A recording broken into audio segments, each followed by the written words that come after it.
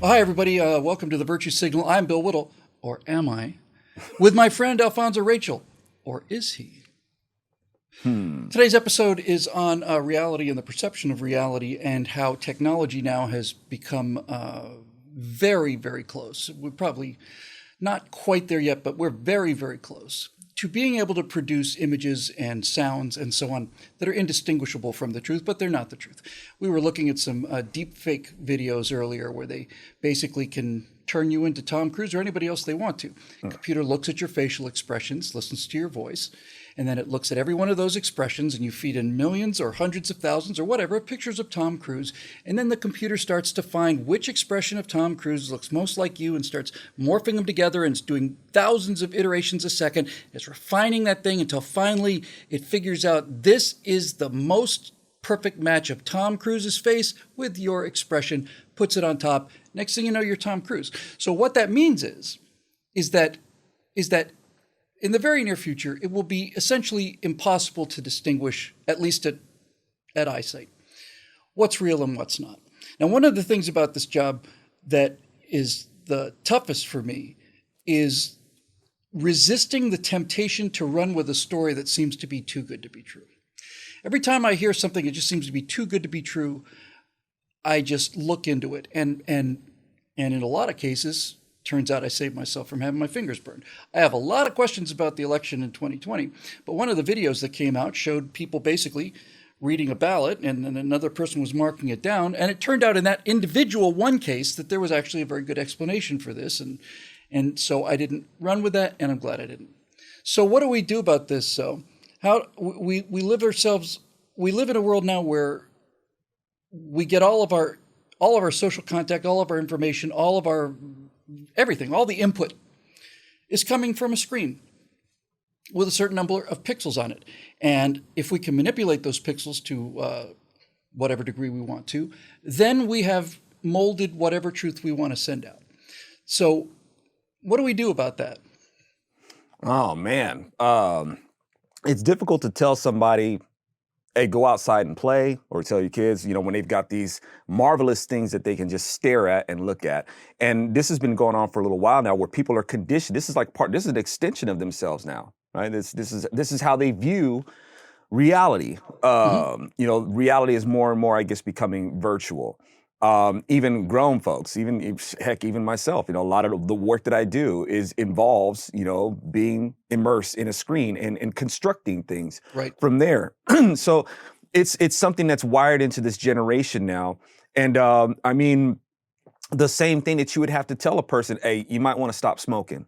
Hey, you might want to stop drinking. You might want to stop gambling. These things, they get wired into them. And in a way, it becomes an addiction. And for albeit purposes, for a lot of people who do work, with computers, I guess it's a practical addiction, but it's part of our livelihoods. It's part of our habits, now. So and unfortunately, it seems like this thing that's going to grow. And, and if we, yes. And, it's like basically everybody's becoming like the lawnmower man, right? We're kind of getting pulled into the Matrix. And unfortunately, as you can see the Matrix, you have these agents who can morph into something else. And as the technology becomes more efficient, if people want to go ahead and say that, yes, because of this face structure, and make a convincing case that, yes, this is this person and this person was there. I mean, heck, man, what can you do about alibis? How is even court systems going to be set up about things that are admissible or things that are not? How are we going to go about by doing these things? Because it's been made to believe now, as we have police officers that are being made to wear body cams and stuff like that. If you've got this video proof, what's going to be the new standard of proving or disproving? Well, that's what people wanted. We want the video. We want video evidence. That's right. Well, there it is. How are we going to get around that? Yeah, if a politician said something and then you could produce video that the guy is cheating on his wife or whatever, and he's just done a press conference, and I would never do such a thing. Then you would reply with a snarky answer like, who are you going to believe, me or your own lying eyes? But now your own lying eyes may actually be lying eyes. There is no longer, we're rapidly reaching a point where anything that's not witnessed directly in person, which is an incredibly tiny little event horizon in the universe of experiences, right? I mean, how much of the things are you aware of that's going on today? If you just look at the news today and you think about all of the information you got today, how much of it did you experience firsthand? And the answer is essentially zero. So now we live in a world where the entire environment can be manipulated and faked and so on. And one of the things that you mentioned, I'd like to spend a little time talking about too, because we just did a right angle on this, on how we're seeing all kinds of psychological problems with young people, mostly young girls. And a lot of it is coming from Instagram. A lot of it is coming from Instagram because a young person will look at somebody else and think, oh my God, they're so beautiful and they're so happy. Now, some of that was called the Facebook effect, where you only post pictures of yourself having a good time. But now, in fact, for years now, you just get an app, you take a selfie, and it doesn't just smooth out the blemishes. It can make your eyes just a little tiny bit bigger, or maybe a little lot bigger. And now you have this idealized image of yourself. I've built this. I've taken a picture of myself, but I hate it. I look awful. And parenthetically, I might point out, as I did on that right angle show, prior to social media, the number of people with gender dysmorphia, the number of people who feel like they're trapped in somebody else's body, was about 300 times less than it is now, and almost exclusively confined to males at about age 14 at the onset of puberty. Historically, those were the people who were the majority of folks who felt like, I'm trapped in the wrong body. Now, all of a sudden, we have 300 times more cases of this, and they're almost exclusively young girls. And they're young girls who hate their body because here I am stuck with I'm just a person. Look at all these other fabulous people. So, and furthermore, not only does that happen, but Mark Zuckerberg knows it happens and refuses to talk about it. We did the segment where basically Scott said it's like the R.J. Reynolds, tobacco company in the 60s saying, no, cigarette smoking is perfectly fine, completely good for you. So what do we do when it's, we just talked about the problem with, here comes a signal, how do I know the signal's real? But it's actually worse than that, because now we got people who are intentionally falsifying their own signal that they're sending out. This is what I look like. No, it's actually not. Yeah, I hear you, man, heavy. And it's like, we're waiting for that point, and we shouldn't be waiting. It's going to take being proactive, but even being proactive, it's like there's this wait for this point to when does it register? It's like say for instance, when you got these girls trying to fulfill a certain appearance, they're working those filters until they smoke, right? Trying to put on, like you said, like the widening the eyes and whitening the smile and all that sort of stuff. Yep. And it's like, hey, young lady, while you're trying to do that, trying to emulate somebody else's look, did you ever stop to think that same person worked them filters the same way to try to... This is the point. This is exactly the point. This is why this is causing so many young people, especially young girls, to go completely insane, is because this is the kind of social proof thing. It's the emperor's new clothes. Yes. The great thing about the emperor's new clothes is nobody sees the clothes. But everybody else is sending signals to you saying that they see it, so you're either crazy or, you're probably crazy. And that's exactly what's happening. They look and they, oh my God, I have to do all this manipulation just to look decent. Look at all these beautiful people, but all of those people use the same filters too. And now we get to one of the reasons why I'm so, and have been for such a long time, so deeply worried about spending so much time online and in a screen. It's not just because you can fake it. It's because it disconnects the essence of who you are from what you look like. And you look good on camera. I've seen you in 3D. It's extremely disappointing. But seriously though, this whole thing is just a very complex dynamic. When you have a chance to sit and talk with somebody in the flesh, you may find that this person is not perfect looking, but neither are you. But you get all kinds of cues and all kinds of things that make this person interesting to you. And I've been saying for 15, 20 years now that people have said things about me online and said things about you online too, that they would never say to our face for two reasons. First of all, because if they did, they'd get their teeth knocked in. Because some of the things that have been said about me are fighting words. But more importantly, They wouldn't say them to my face, because if they said them to my face, they know they'd be dealing with a real person. I would have a certain reality about it, and I would have a humanity that is present. They may not like it, but it's there. When you do everything on a series of flat two-dimensional screens that are connected by rushing electrons and radio waves, then you have fundamentally severed people from the essential humanity that connects them. You've taken all of this expression of internal stuff and just chopped that away and just left just the shell, just the visual exterior. And it's no wonder people are obsessed with that shell, because they're becoming convinced that that's it. I am what I look like. That's all. There is nothing else to me. It's not a question of I have a great personality or I'm good with animals no. It's like, how do you look? That's all we get, and so that's all we care about. Spot on, man. And the thing is, what's so enticing right now is the ability to create your own reality. This is an environment, and people love the environment, and they have their imaginations about the environment, and they can create their own environment, and they can be who it is that they want to be within this environment. And man, that's very attractive. It's straight up fashionable right now, and that trend, I reckon, is going to grow. And people they're looking to really get jacked in. And the thing is, and in this reality, they can play. There's the looks of looking beautiful. And then there's also the looks of looking tough and woke and enlightened and all that sort of stuff. And so you'll have these, keyboard commandos, doing their little keyboard karate, trying to say all these hard words, talking loud and saying nothing. Exactly right. They it's like, or typing loud and saying nothing.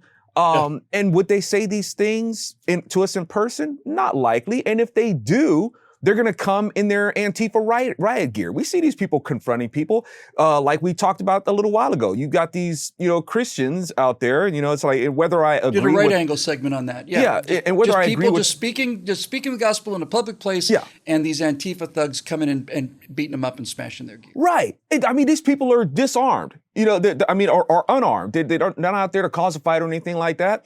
But they showed up in like riot gear. They've got mace, they've got bats, they've got on helmets and all that sort of stuff. It's like, you came? I hate to interrupt you, but this is a circle I have to close. We're talking about the superficial versus the internal, and these Antifa guys come out with the riot gear, and they come out with this, and they're all armored up, and they look like badasses, and they think they're badasses, but when somebody stands up to them, they run. Yes. They run. There's nothing inside there. That is a costume that they're wearing. It's a Halloween outfit. This is what they think a tough guy looks like, and they wear it. But when they are confronted with things like being arrested, they go down on the ground and start crying. Yes, because the external doesn't match the internal. It would have been hilarious if they would have showed up and the Christians that were out there would have just started throwing candy at them. Oh, you guys look so cute, because at Christian meetings they're always going to have like donuts. It's like, so they got donuts. They say, "Hey, you guys want a donut? You look so cute in your costume." That would have been hilarious.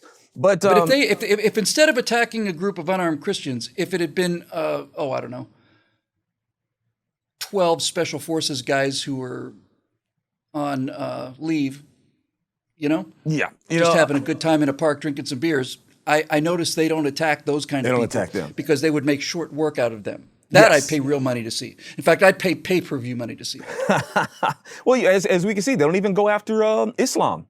They don't go and they don't pull that stuff in mosques. Because Islam hits back. Yes, and unfortunately, once it just a little side trailer. That's another reasons why there's I get disappointed a lot of times with the church, because they take these mysteries from the Bible and they think that the Bible is like some sort of encouragement for abuse.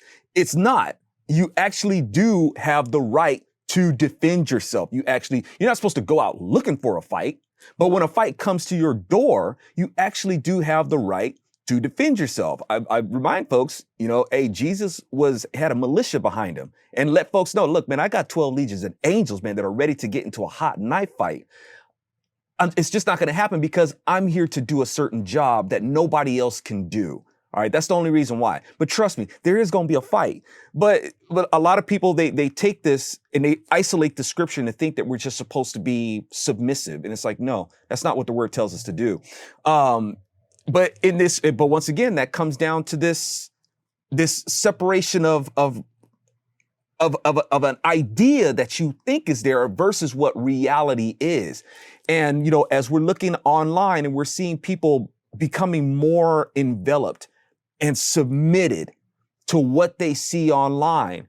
And because I guess people are taking these things as plausible, people can go ahead and start manipulating it. We're obviously seeing people manipulate information. Heck, man, when you go into any of the search engines, anything that you want to find out, the first thing that's going to come up is everything from a left-wing narrative. And it doesn't seem to matter which search engine it is. It's going to be all fashioned to make sure that it fits a certain narrative. And that's just the text. That's just the headline images and stuff like that. When we start getting it into where they're just going ahead and making it a habit of just manipulating images, hey, that's what people are going to believe.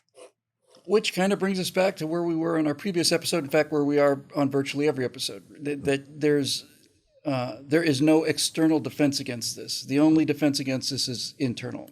You can think of all of this stuff as a particularly virulent disease out there, as a pandemic of just plain evil in a lot of cases. And it's carefully disguised and well camouflaged. And to think that you can stop it out there be nice, but it's just not going to happen. It's just not going to happen.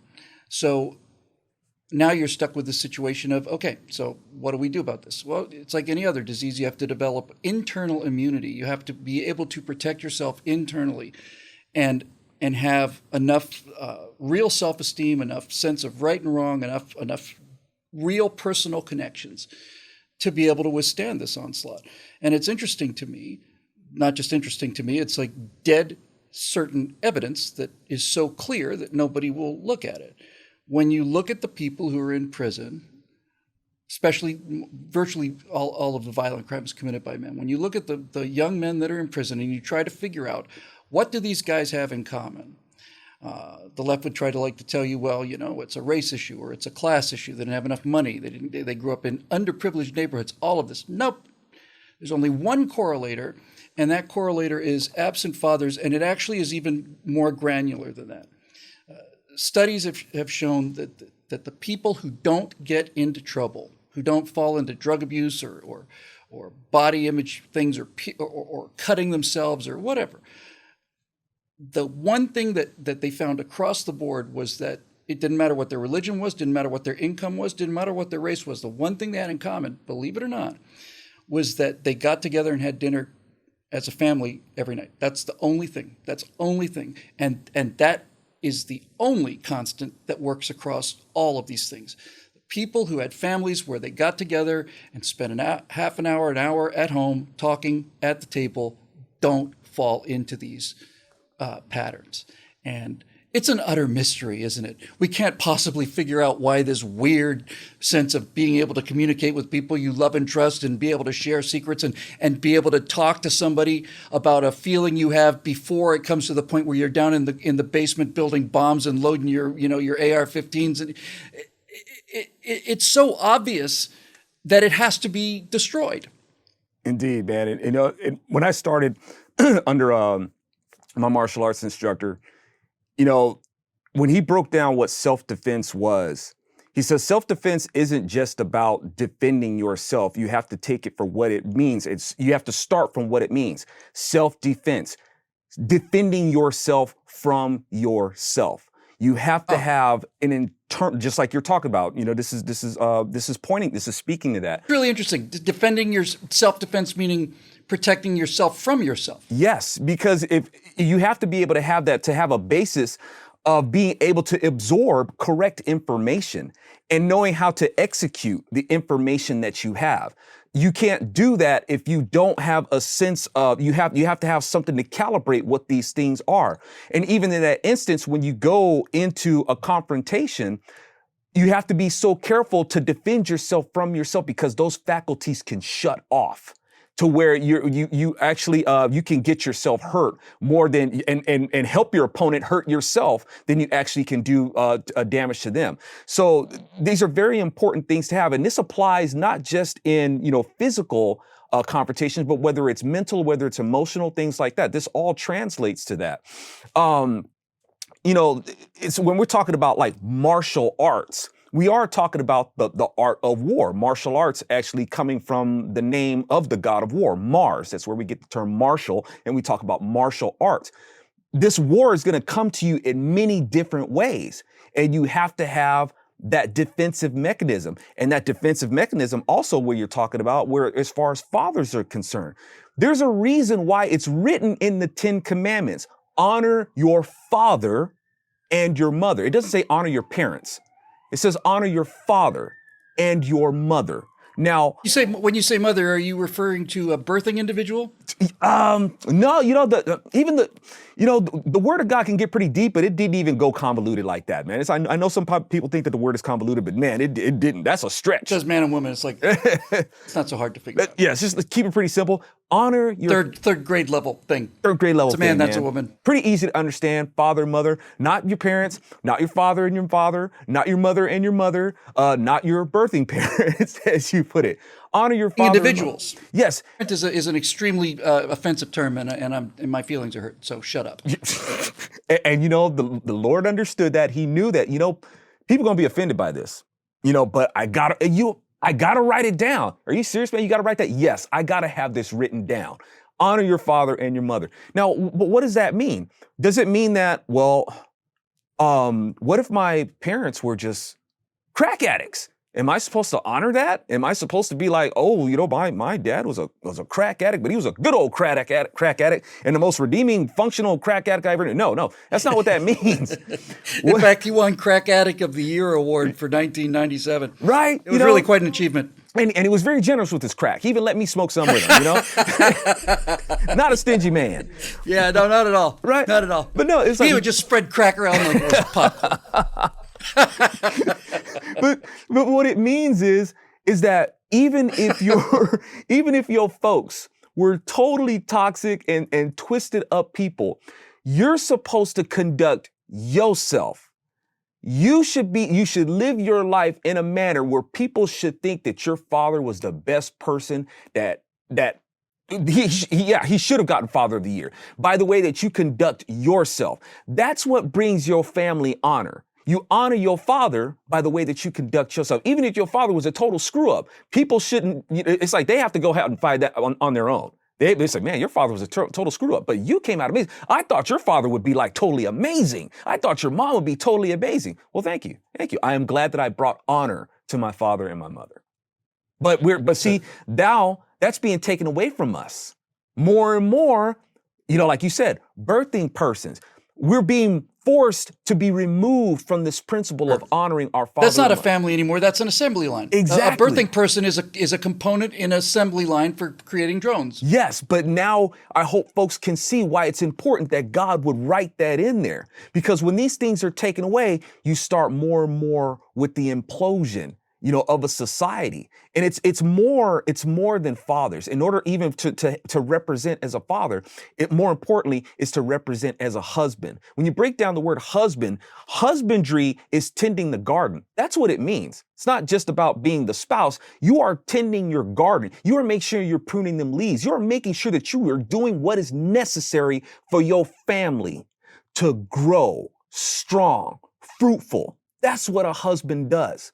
So, but we're being made to see a different narrative. That's a false social construct. The nuclear family, that's some other moral Christian BS that we're not supposed to follow. We should be doing this, which is totally not just apart from the word of God. It's apart from nature and it's apart from sanity.